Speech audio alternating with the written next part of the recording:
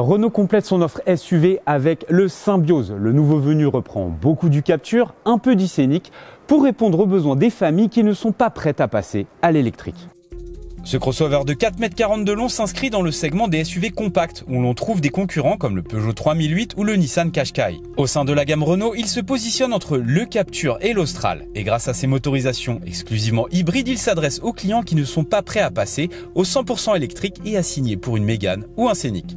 C'est un véhicule compact de 4,41 m, qui est clairement positionné aujourd'hui sur les véhicules de la gamme C, qui se situe entre le Captur 4,20 m, l'Austral 4,50 m, donc on est vraiment encadré par ces deux véhicules de la gamme. On retrouve aussi l'Arcana 4,56 m, donc vous voyez très bien que ce véhicule complète vraiment l'offre segment C de Renault, et sa grande force et sa compacité et son volume de coffre. L'objectif de Renault était de mélanger une silhouette de SUV des prestations de monospace tout en conservant un gabarit compact. Pour répondre à ce cahier des charges, les ingénieurs de Renault sont allés piocher le meilleur de deux modèles en particulier. Le Captur pour sa compacité et sa modularité et le Scénic pour ses volumes. En effet, le nouveau Symbiose repose sur une plateforme de Captur. Cette dernière a été allongée essentiellement sur le porte-à-faux arrière. Il en reprend également tout le design sur la partie avant, un design conçu par les équipes de Gilles Vidal qui vient s'harmoniser avec le reste de la gamme. On retrouve ainsi une calandre très graphique composée de facettes, de nouveaux projecteurs full LED de série reliés par un bandeau noir et des feux de jour en forme de boomerang.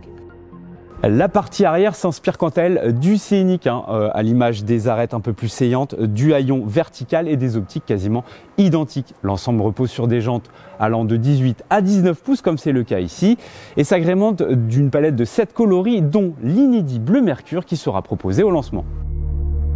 Le nouveau venu partage intégralement son intérieur avec celui du nouveau Captur. On retrouve ainsi une planche de bord massive, bien finie et truffée de rangements. Face au conducteur apparaît une instrumentation numérique de 10 pouces sur les finitions hautes. Cette dernière autorise l'affichage de la navigation en grand format. Le nouveau système multimédia Open Air développé avec Google est également de la partie. Ce dernier est intégré dans un nouvel écran tactile vertical de 10 pouces à la résolution et aux performances parmi les meilleurs du marché. Il intègre tous les services Google et plusieurs applications comme Waze ou Amazon Music. Il bénéficie également des compatibilités Android et CarPlay, avec ou sans fil. Le Symbiose se revendique comme un SUV compact familial. C'est plutôt vrai dans l'ensemble, mais n'espérez pas de gain aux places arrière par rapport à un Captur car il reprend strictement le même empattement, c'est-à-dire l'espace entre les roues arrière et les roues avant. Ce n'est pas qu'il est mauvais en soi, mais il est correct. Pour un adulte comme moi, au-delà d'1,80 m, ça va. Ce qui profite essentiellement au Symbiose, c'est le porte-à-faux arrière qui lui autorise un plus grand volume de coffre. En gros, si on schématise, eh bien c'est un Captur avec un sac à dos. Bonne nouvelle, le Symbiose reprend également la banquette arrière coulissante du Captur permettant de moduler le volume de coffre. Un volume généreux. Ce dernier oscille entre 492 litres et 624 litres lorsque la banquette est avancée. Cette dernière est rabattable selon le schéma 2 tiers 1 tiers et offre un plancher plat. De plus, le haillon motorisé à ouverture main libre est aussi pilotable depuis le tableau de bord. Entre un Captur trop court et un Scénic pas modulable pour un sou, le Symbiose vient enfin combler un vide existant pour la famille au sein de la gamme Renault.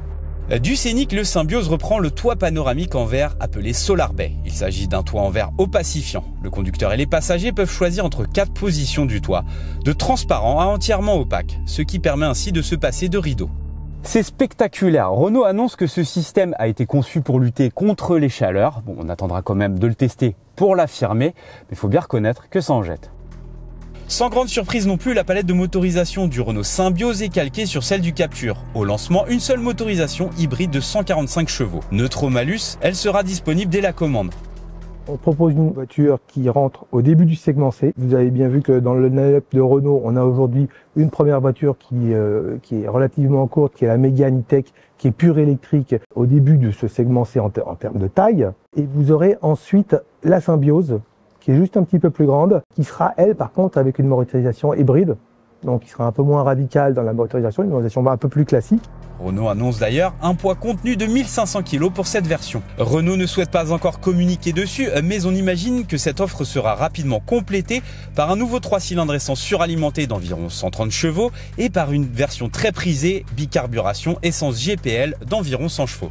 Renault proposera les mêmes évolutions qu'à bord du nouveau Captur, à savoir une sono Harman Kardon constituée de 9 haut-parleurs, un éclairage LED d'ambiance ainsi qu'une panoplie d'assistance à la conduite comme la conduite prédictive permettant de maximiser l'utilisation de l'énergie électrique sur le parcours et d'obtenir des recommandations en temps réel pour abaisser la consommation en carburant et encore un système de conduite autonome de niveau 2. Le nouveau Renault Symbio sera disponible à la commande à partir du mois de juin pour des livraisons attendues au début du mois de septembre.